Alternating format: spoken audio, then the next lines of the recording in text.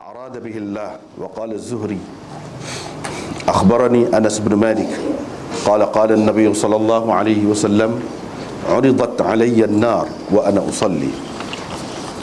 وبه قال حدثنا عبد الله بن مسلمة عن مالك عن زيد بن أسلم عن عطاء بن يسار عن عبد الله بن عباس قال: إن خسفت الشمس فصلى رسول الله صلى الله عليه وسلم ثم قال: أريت النار فلم أر منظرا كاليوم قط أفظع.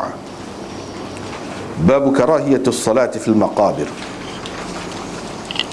وبه قال حدثنا مسدد قال حدثنا يحيى عن عبيد الله بن عمر قال أخبرني نافع عن ابن عمر عن النبي صلى الله عليه وسلم قال: اجعلوا في بيوتكم من صلاتكم ولا تتخذوها قبورا.